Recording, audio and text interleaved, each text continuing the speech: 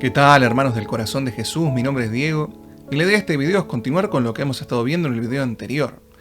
Nosotros vamos a leer a partir de Génesis capítulo 17 versículo 2. Van a ver que a la medida que avancemos van a surgir algunas dudas o preguntas. Yo noté tres más que nada por una cuestión de tiempo. La primera dice, ¿por qué Dios le cambia el nombre a Abraham y a Sara? La segunda, ¿por qué le pide a Abraham y a los demás hombres de su casa que se circunciden? Y la tercera, si Cristo fue circuncidado, porque como cristianos no necesitamos la circuncisión. Si les llegan a surgir más dudas o preguntas, me pueden escribir a momento de encuentro con Jesús @gmail.com. Y también pueden suscribirse a nuestro canal y darle clic a la campanita para que les aparezca cuando subimos nuevos videos. Y ahora sí, para dar respuesta a estas preguntas vamos a ir directamente a nuestra fuente, que es la Biblia. En Génesis capítulo 17 versículo 2 dice, yo estableceré mi alianza entre tú y yo, y te multiplicaré más y más. Abraham cayó rostro en tierra, y Dios le habló así, esta es mi alianza que voy a pactar contigo. Tú serás el padre de una multitud de naciones. No te llamarás más Abraham, sino Abraham, pues te tengo destinado a ser padre de una multitud de naciones. Yo te haré crecer sin límites, de ti saldrán naciones y reyes, de generación en generación. Pacto mi alianza contigo y con tu descendencia después de ti. Esta es una alianza eterna. Yo seré tu Dios y después de ti de tu descendencia. Yo te daré a ti y después de ti a tu posteridad la tierra en que vives como peregrino, es decir, toda la tierra de Canaán, en posesión perpetua, y seré el Dios de los tuyos. Fíjense que acá a Dios le cambia el nombre a Abraham. Y también se lo cambia a Sarai, a su esposa. Fíjense lo que dice más adelante. En Génesis capítulo 17, versículo 15 dice, dijo Dios a Abraham, a Sarai, tu esposa, ya no la llamarás Sarai, sino Sara. Yo la bendeciré y te daré de ella un hijo. La bendeciré de tal manera que pueblos y reyes saldrán de ella. Le cambia el nombre a Abraham por Abraham, es decir, de padre exaltado ahora lo llama Padre de muchas naciones. Al mismo tiempo, Dios cambió el nombre de Sarai, la esposa de Abraham, que significa princesa, por el de Sara, que significa madre de muchas naciones. Cuando en la Sagrada Escritura hay un cambio de nombre, eso es señal de un cambio de misión. Veremos también que a lo largo de la Biblia vamos a ver que hay otros personajes a los cuales Dios les cambia el nombre, como en el caso de Jacob, que pasa a llamarse Israel. Pero de eso nos ocuparemos más tarde. Ahora bien, vamos a ver que llegamos a un momento en el que nos hablan de la circuncisión. ¿Por qué le pide a Abraham y a los demás hombres de su casa que se circunciden?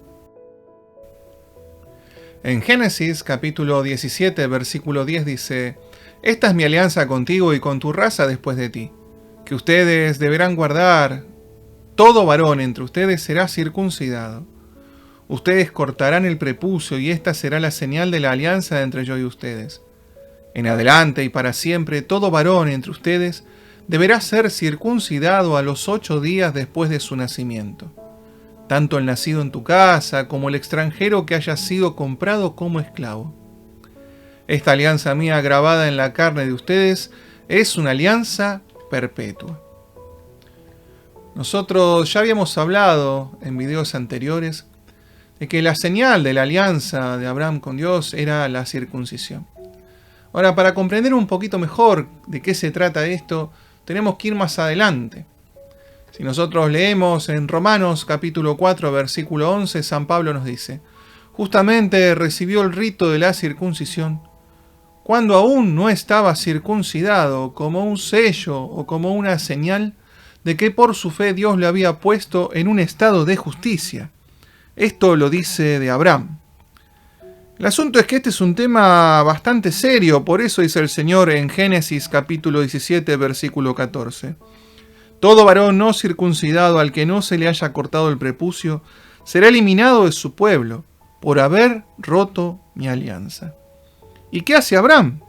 En Génesis capítulo 17, versículo 23 dice, tomó entonces Abraham a su hijo Ismael, a todos los nacidos en su casa y a todos los que había comprado, en una palabra, a todos los varones que había en la familia, y los circuncidó ese mismo día, tal como Dios lo había mandado.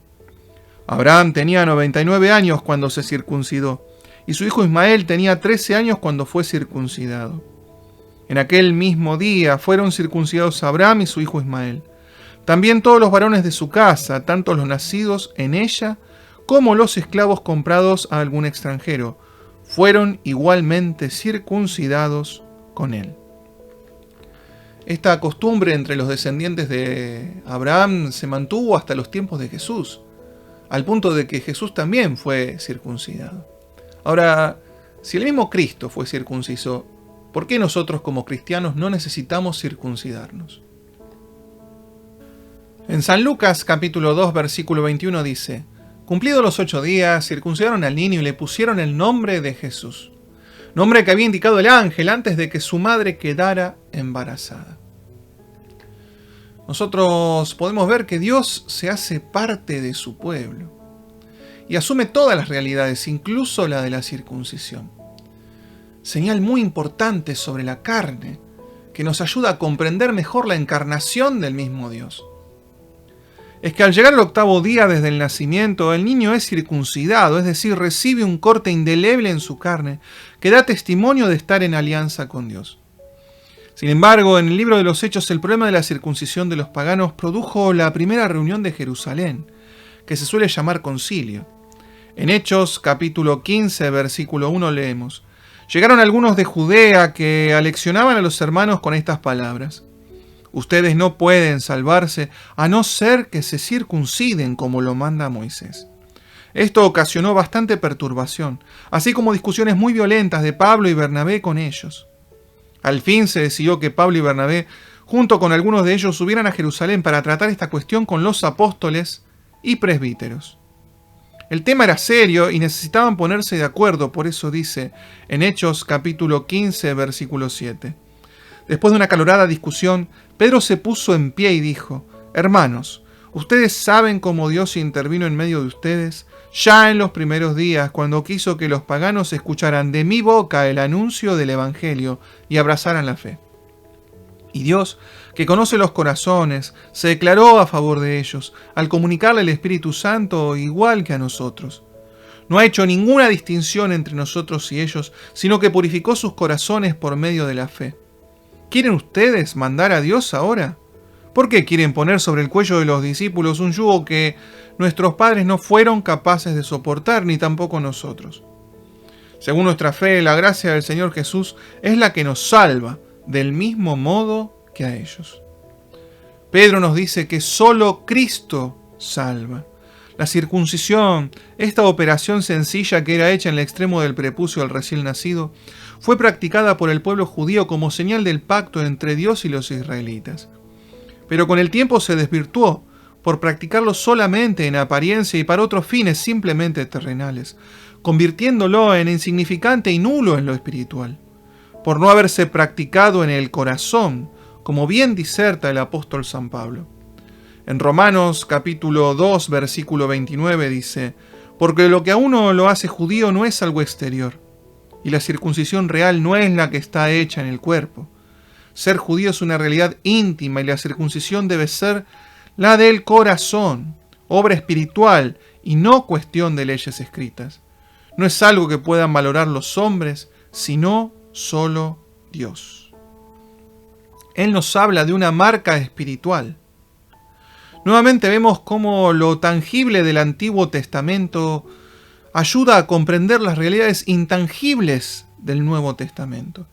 Por ello podemos decir que la circuncisión es una prefiguración del bautismo.